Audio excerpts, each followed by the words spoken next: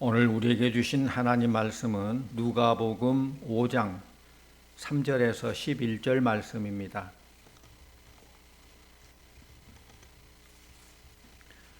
예수께서 한 배에 오르시니 그 배는 시몬의 배라.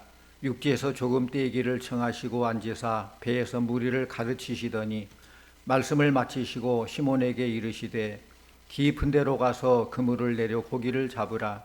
시몬이 대답하여 이르되 선생님, 우리들이 밤이 새도록 수고하였으되 잡은 것이 없지만은 말씀에 의지하여 내가 그물을 내리리이다 하고, 그렇게 하니 고기를 잡은 것이 심히 많아 그물이 찢어지는지라. 이에 다른 배에 있는 동무들에게 손짓하여 와서 도와달라 하니 그들이 와서 두 배의 채움에 참기게 되었더라.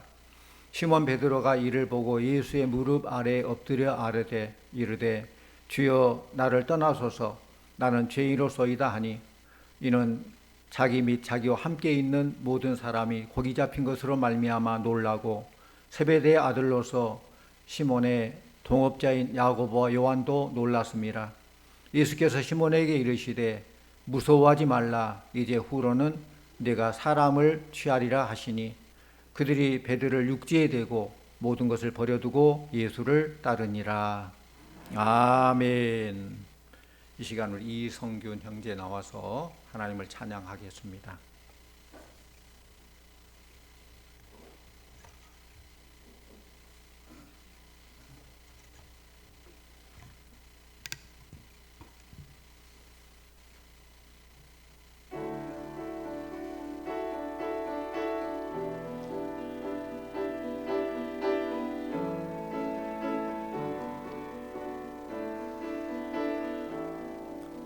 내가 산을 향하여 눈을 드니 도움이 어디서 오나. 나의 도움이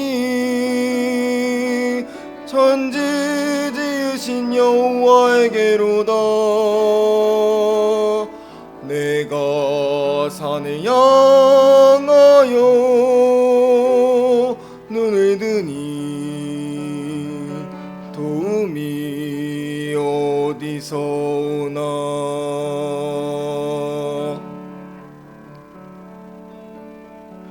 우리 주 여호와가 너를 넘어지지 않게 하시리라.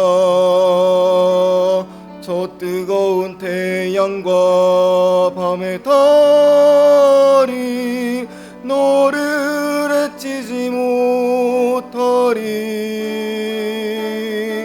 내가 산을 향하여 눈을 드니 도움이 어디서 오나.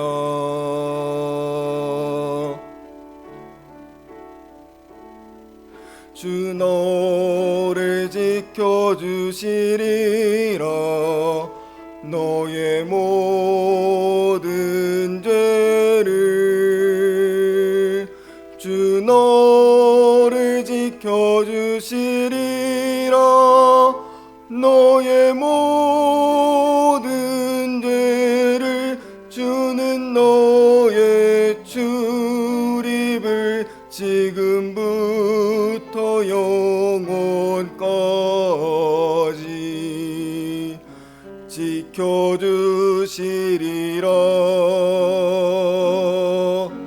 우리 주 여호와가 너를 넘어지지 않게 하시리라. 저 뜨거운 태양과 밤의 달이 너를 해치지 못하리.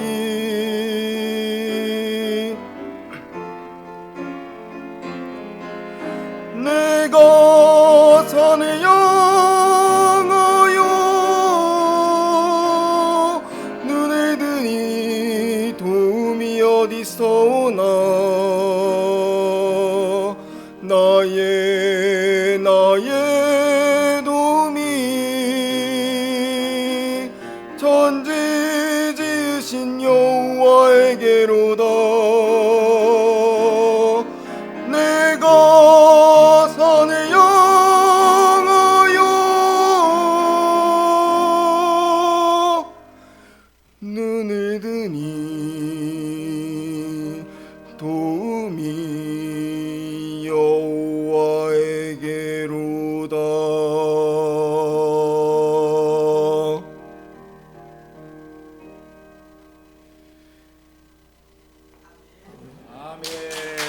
감사합니다. 감사합니다. 노벨 문학상을 탔던 인도의 시인 타고르라는 사람이 있습니다.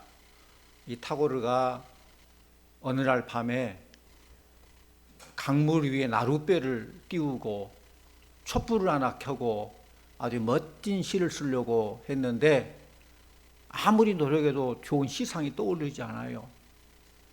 그런데 설상가상으로 바람이 휙 불더니 촛불이 꺼져버렸어요. 순간 짜증이 난 거죠. 멋진 시를 써보려고 이렇게 분위기를 잡고 있는데 바람 휙 불더니 촛불이 꺼져버리니까 좀 짜증이 난 거죠. 그런데 그 짜증도 잠깐 나룻배 안으로 달빛이 스며들어옵니다. 보름달빛이 싹 스며들고 그 달빛이 강물에 비치니까 너무 찬란하고 아름다운 거예요. 그러자 타고르에게 시상이 다시 떠오르기 시작합니다. 타고르는 아주 놀라운 신성한 경험을 했습니다. 아름다움이 온통 나를 덮고 있구나. 내 촛불이 꺼지자 나는 모든 것을 잃은 줄 알았는데 황홀한 달빛이 나를 반겨주는구나. 그런 멋진 글을 썼어요. 사랑하는 성도님들, 촛불이 꺼지면 망하는 줄 알았는데 그렇지 않는다는 것입니다. 촛불이 꺼지자 비로소 달빛이 보이기 시작합니다. 인생의 촛불이 꺼지는 밤은 하늘에 달빛이 보이는 시간이에요. 밝은 날에는 세상만 보이더니 인생의 깊은 밤에는 주님이 보이기 시작합니다. 실패의 밤중에는 주님이 나를 찾아오는 시간이에요. 성경 어느 곳 다 중요하지 않는 곳 없지만은 오늘 본문 말씀을 제가 참 좋아해요, 개인적으로. 왜냐하면 이 사건은 그만큼 중요하기 때문에 많은 분량이 기록되어 있어요. 성경에 보면은 예수님께서 제자들을 부르신 사건이 나오는데 예수님께서 수제자 베드로의 만남의 사건이 가장 많이 기록되어 있어요. 많이 기록됐다는 것은 그만큼 중요하기 때문에 또 그만큼 읽는 사람들에게 해줄 말이 많다는 거겠죠. 오늘 본문에 보면은 갈릴리 바다에서 만났던 예수님과 베드로의 첫사랑이 상세히 기록되어 있어요. 예수님은 제자들과의 사랑의 위기 때마다 제자들과 뭔가 관계가 좀 서먹서먹할 때마다 갈릴리로 돌아가자 그런 말을 했어요. 갈릴리로 돌아가자 그 말은 우리 첫사랑을 한번 생각해 보자. 처음 만날 때 어떻게 만났는가 본질을 한번 회복해 보자 그런 의미겠죠. 오늘 본문은 주님께 쓰임받고자 하는 사람은 어떻게 살아야 하는가를 보여주고 있습니다.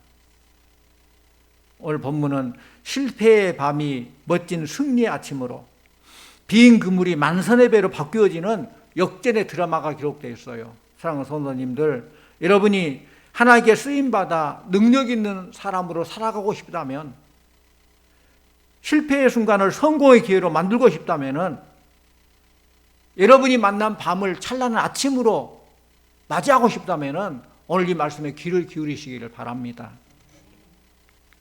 성경은 우리에게 역사의 주인공은 하나님이시라고 말씀하십니다. 그런데 역사의 주인공인 하나님께서는 사람들을 통해서 일하신다는 거예요. 그 시대에 맞는 사람을 부르시고 그를 통해서 일하시는 하나님이십니다. 문제는 주님께서 어떤 사람을 택하시느냐, 어떤 사람을 통해 일하시느냐의 문제예요. 오늘 본문은 예수님께서 수많은 사람들 가운데 왜 베드로를 부르셨는가를 보여주고 있습니다.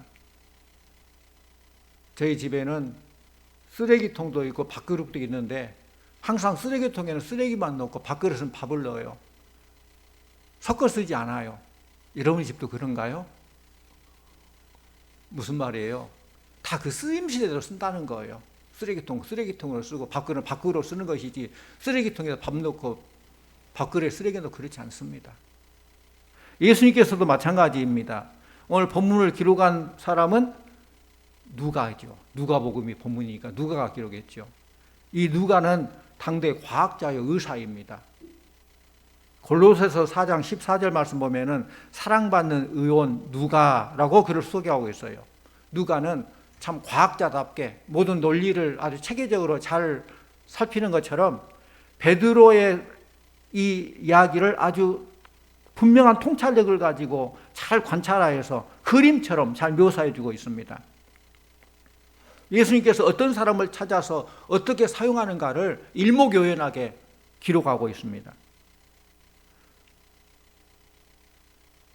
오늘 보면 3절에 보면은 예수님께서 한 배에 오르시니라고 말씀을 시작하고 있어요. 우리 3절 말씀 같이 볼까요? 3절. 예수께서 한 배에 오르시니 그 배는 시몬의 배라.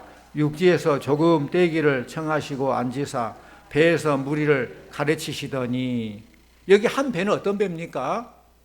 고기를 잡지 못했던 시몬의 빈 배예요. 예수님께서는 예루살렘 왕족이나 귀족이나 어디 갈릴리 마을의 어떤 유지나 어떤 부자를 찾아가지 아니하고 베드로의 빈 배에 찾아오셨습니다.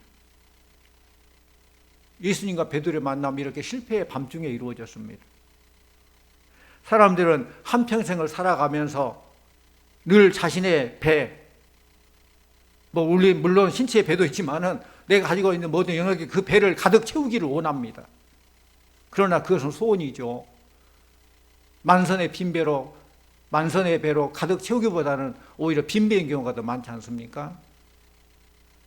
사람이 살다 보면은 하루 사이에도 험한 계곡에 내려갈 때가 있고 태산 같은 줄로 올라갈 때가 있고, 그런데 하물며 한평생 살다 보면은 왜 실패 순간이 없겠습니까? 그게 바로 인생이죠. 베드로와 예수님과의 만남은 바로 실패의 밤중에 이루어졌습니다. 우리 인생은 항상 낮과 밤, 빛과 그림자가 계속 연속입니다. 어떤 이는 건강에 빈 배를 안고 천부의 의지에서 내 주께로 옵니다. 주님, 나를 좀 살려주세요. 건강에 빈 배일 것입니다. 어떤 사람은 사업에 빈 배를 가지고 살아보겠다고, 사업을 일으켜보겠다고 몸부림하는 사람도 있을 것입니다. 어떤 사람은 사랑의 빈 배를 가지고 허탈을 느끼는 그런 사람도 있을 것입니다. 여기 빈 배는 인생의 밤을 의미하고 있습니다. 그러나 우리가 기억할 것은 인생의 밤은 절망하고 좌절하고 낙심해야 될 순간이 아니라 주님이 찾아오시는 기회라는 것입니다. 주님 만날 수 있는 절호의 찬스라는 것입니다. 무신론자인 철학자 니체는 이런 말을 했어요. 기독교는 약자의 종교이고 나사렛 예수는 인생의 걸레들만 데리고 다녔다라고 혹평을 했어요. 그러나 니체가 몰랐던 사실이 있죠. 우리 주님은 약자들을 통해서 강한 자를 부끄럽게 하신다는 거예요. 지혜 없는 자를 통해서 지혜 있는 자들을 부끄럽게 하신다는 거예요. 밑바닥 인생들을 불러서 하나님 나라 면류관을 삼으시는 분, 그분이 우리 주님이세요. 그걸 몰라요, 니체는. 사랑하는 성도님들, 실패를 두려워하지 마시기를 바랍니다. 고난을 두려워하지 마시고 문제를 무서워하지 마십시오. 우리 그리스도인들은 실패 때문에 망하지 않아요. 믿으면 영광을 보리라 라고 했습니다. 따라합니다. 믿으면 영광을 보리라. 다시 한번, 믿으면 영광을 보리라. 그렇습니다. 믿기만 하면은 하나님의 영광을 보게 될 줄로 믿습니다. 미국의 대통령이 루즈벨트 대통령이 있어요. 사선을 했던 대통령인데 신체 소아마비를 앓았던 그런 대통령인데 아주 대단한 업적을 세우신 분이죠. 그분이 이런 말을 했어요. 언제나 문제 자체가 문제가 아니라 그 문제를 문제시하는 그것이 문제입니다. 문제는 이겨나가면 되는데 그 문제를 문제로 이기고 이겨나가지도 못하고 좌절하고 낙심하고 실패하고 주저앉은 그것이 문제라는 것입니다. 밤이 문제가 아니라 앞이 보이지 않는다고 눈을 감아버린 것, 그것이 문제라는 거예요. 예수님은 베드로의 빈 배를 찾아오셨고 베드로는 주님께 그 빈 배를 내어드렸습니다. 바로 여기에 새 역사가 일어나고 기적이 창조되는 신비가 있었습니다. 베드로, 우리가 알다시피 유명인 사도 아닙니다. 영향력 있는 인물도 아니었습니다. 그런데 예수님께서 베드로의 배를 사용하심으로 모든 것이 달라졌어요. 오늘 말씀 속에서 우리는 기도 제목을 찾아주셨습니다. 주님, 내 인생의 배에 찾아오시옵소서. 우리 가정에 오시옵소서. 우리 교회에 오시옵소서. 우리 민족에 오시옵소서. 주님 오셔서 다스려 주시옵소서. 그런 기도 제목으로 기도하시기를 바랍니다. 주님 찾아오면 되는 거예요. 빈배입니까? 주님 찾아오면 다 해결되는 거예요. 예수님 한 분만으로 만족합니다. 충분합니다. 이 시간 인생의 빈배, 영혼의 빈배로 인해서 괴로워하신 분 계십니까? 주님 전에 빈배로 실패와 좌절, 허무함으로 나오신 분 계십니까? 주님 만나는 기회가 있으시기를 바랍니다. 인생의 밤은 주님이 가까이 계신다는 뜻입니다. 사람은 만남이 참 중요해요.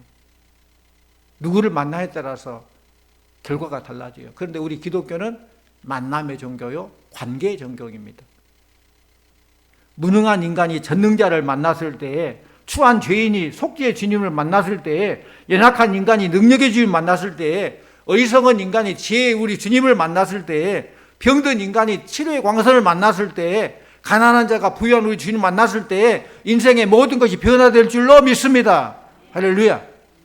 그 만남을 통해서 변화되는 거예요. 내 형편이 어떠냐, 내가 어떤 사람이냐 상관없어요. 주님 만나면 되잖아요. 베드로는 예수님이 찾아오셨을 때 자신의 빈배에 은금 보화가 가득하기를 원했을지 몰라요. 그래서 가족들과 함께 기쁨을 함께 나누고 싶은 그런 마음이 있었을지 몰라요.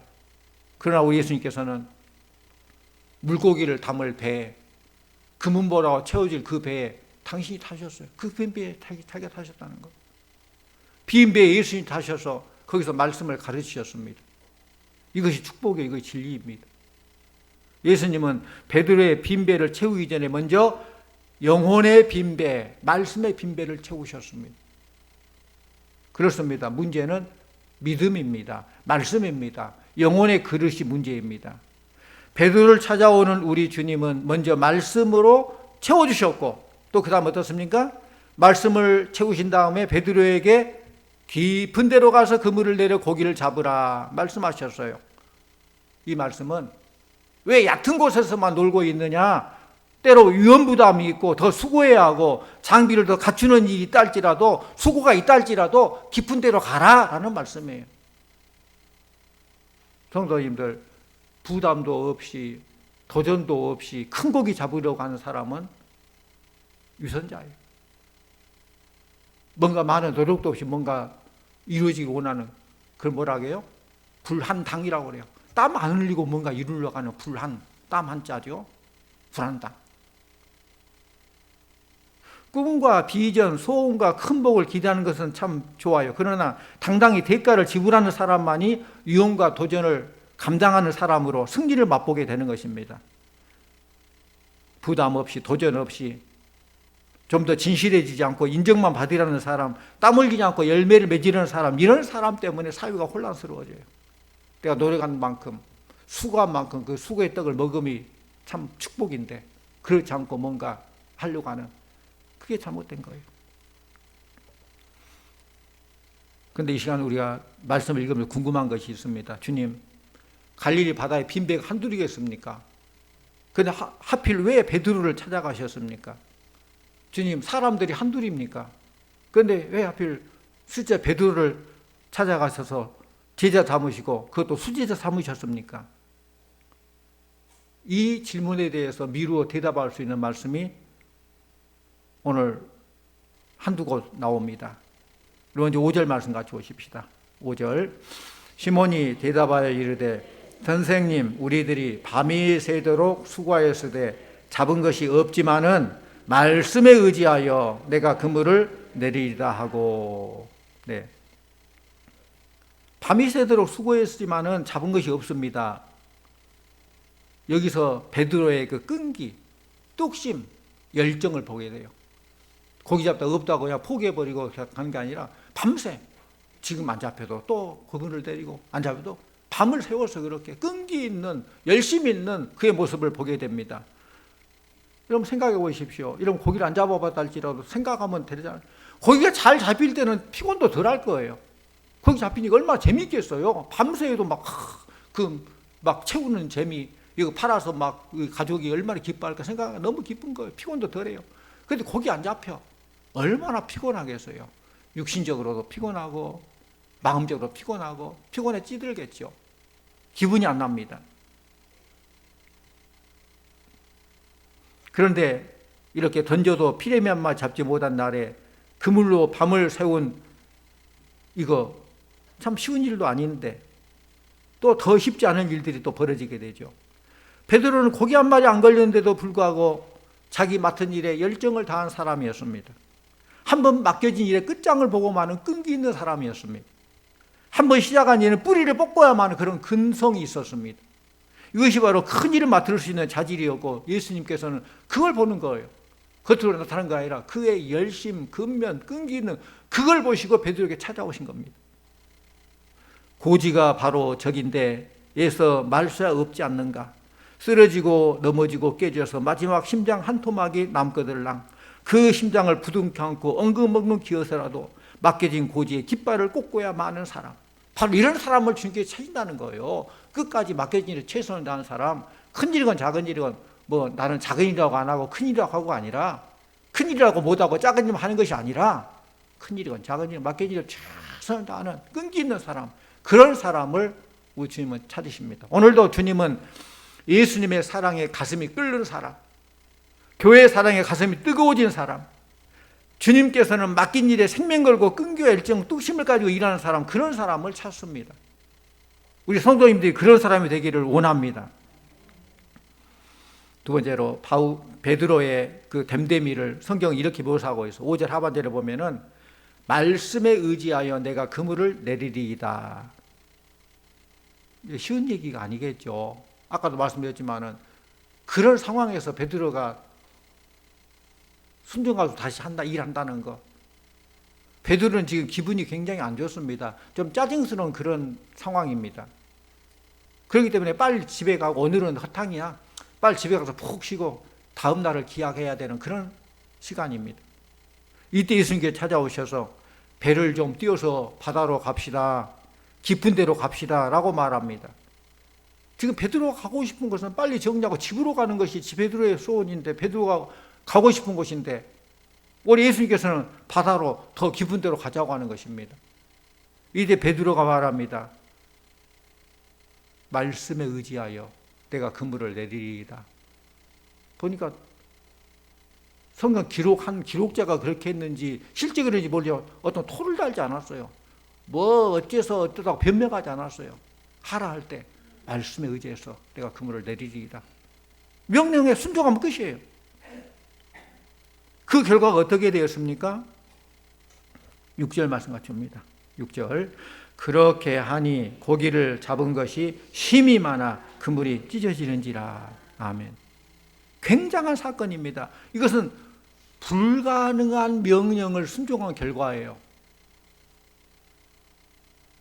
당시 모든 상황을 볼 때 이건 불가능한 일이에요. 뭐가 불가능합니까? 시간적인 불가능입니다. 아침 햇살이 떠오르고 바다가 아주 유리알처럼 밝을 때는 고기들이 다 그물 치면서 도망간다고 그래요. 고기 잡을 수 없다고 그래요. 다 보이니까. 시간적으로 불가능한 일입니다. 또 경험상 불가능합니다.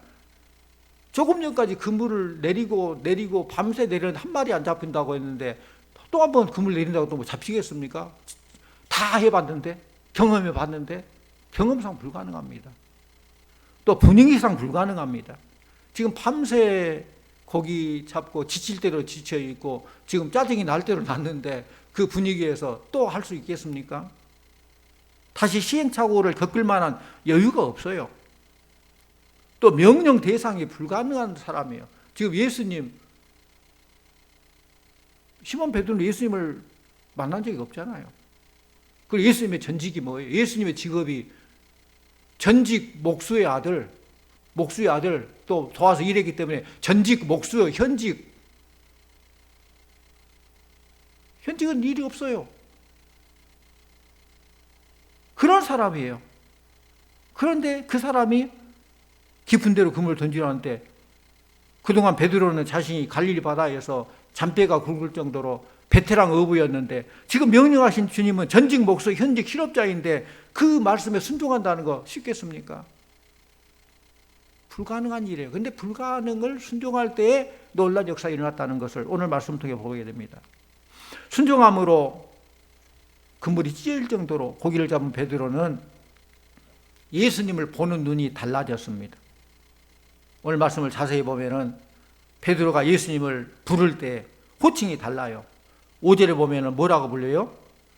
시몬이 대답하여 이르되 선생님, 선생님 그래요. 일반적인 호칭이에요. 선생님 일반적 호칭으로.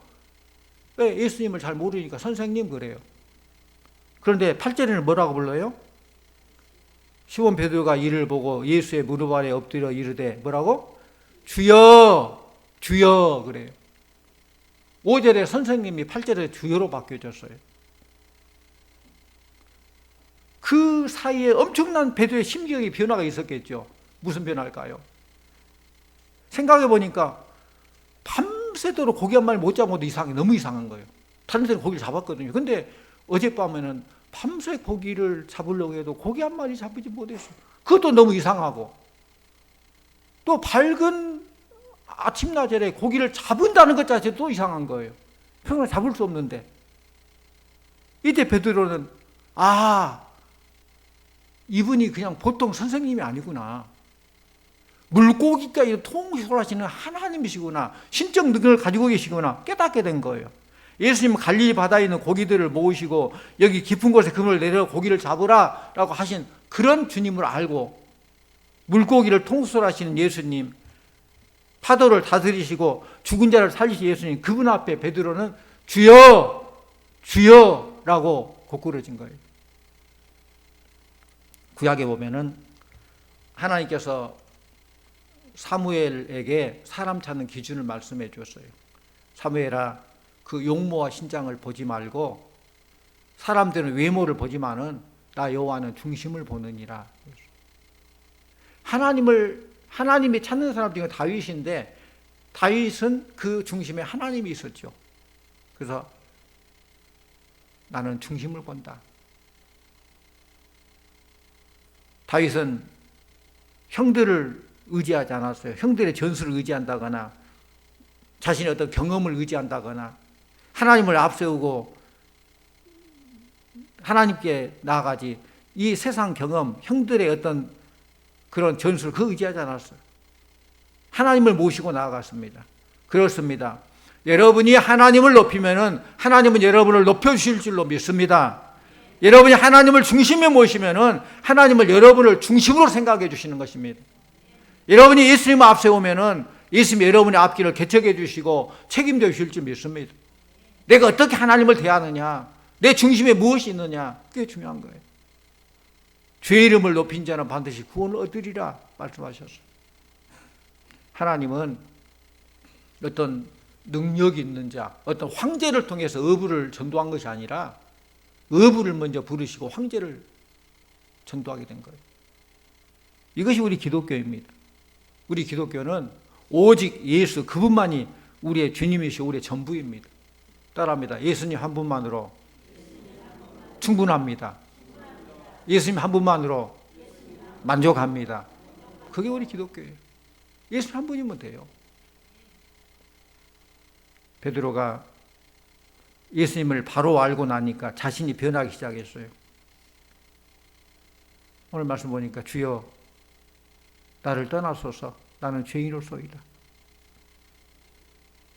전능하신 그분 앞에 나는 아무것도 아니라는 걸 자각하게 돼요. 평상시처럼 어두울 때는 잘 몰라. 그런데 빛이 비치게 되니까 모든 게 드러나게 돼요. 나 자신을 보게 된 거예요. 주여 나를 떠나서 나는 죄인으로소이다. 베드로는 진정한 자아를 발견하게 됐습니다. 성도님들, 역사가 변화되지 않는다고 원망하지 마십시오. 먼저 내가 변해야 돼요. 내가 변하면 모든 게 바꿔지는 거예요. 우리 11절 말씀, 마지막 11절 말씀 같이 봅니다. 그들이 베드로를 육지에 대고 모든 것을 버려두고 예수를 따르니라. 아멘. 베드로를 육지에 대고 모든 것을 버려두고 예수를 따르니라. 이건 대단한 결단이죠. 어부가 베드로를 버린다는 거. 어부가 재산 목록 제1호가 배겠잖아요. 배. 근데 모든 걸 버려두고 예수를 따라. 그러니까 더 중요한 것이 뭔가, 정말 절대적인 게 뭔가, 더 중요한 것 앞에서는 덜 중요한 것은 좀 미룰 수 있어요. 정말로 절대자 앞에서 상대적인 것을 좀 뒤로 미룰 수 있어요. 베드로는 절대자 우리 주님을 발견하게 된 거예요. 그래서 베드로 육지에 대고 모든 걸 버려두고 예수를 따라, 진리 되신 예수님, 이분만이 참 진리시고 이분만이 참 생명이시다, 이분만이 살 길이다, 그걸 확신했기 때문에 예수를 따른다는 거예요. 우리는 하나님께서 내게 허락하신 축복의 목적을 알아야 돼요. 병을 낫게 해줬다면 나에게 왜 건강을 회복시켜 주셨는가, 그 목적을 알아야 돼요. 나에게 어떤 재능을 주었다면 그 재능을 통해 하나님께 어떻게 일하시는가를 알아야 돼요. 물질을 받았으면 그를 주신 이유가 무엇인가를 알아야 돼요. 어떤 지위를 받았다면 거기 오르게 하신 목적이 무언가를 알아야 돼요. 그리고 그걸 깨닫고 사는 것, 그것이 곧 축복인 줄로 믿습니다. 그걸 깨달아야 돼요. 내 생명이 온 천하보다 귀중하지만은 이 생명도 하나님 주신 사명을 잘 감당할 때만이 그 생명의 존재 가치가 있는 거예요. 사명과 상관없이 그냥 내 생명 그냥 태어났고 열심히 먹고 살고 즐기고 그러다가 죽고 아무 의미 없어요.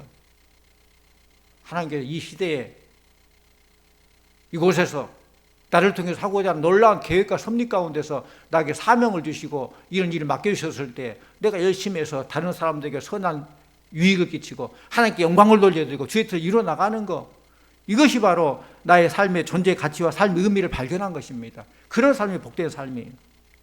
그물을 들고 바다로 나갔던 베드로는 그물을 버려두고 자신이 예수님의 그물, 하나님의 그물이 되기로, 복음의 그물이 되기로 결심한 거예요. 세상 그물이 필요 없고 내가 그물이 되어서 사람들을 낚는 어부가 된다는 것이죠. 복음으로. 예수님께서 갈릴리 바다로 베드로를 찾아오셨듯이 오늘 이 시간 우리 성도님들 한 사람 한 사람 우리 주님에게 찾아오시기를 원합니다. 찾아오신 줄로 믿습니다. 나를 찾아오신 주님을 기쁨으로 영접하고 그 부르심에 합당한 삶을 살아가는, 내가 빈배도 상관없습니다. 내 형편이 어때도 실패해도 상관없습니다. 주님 찾아오시면 해결될 줄 믿습니다.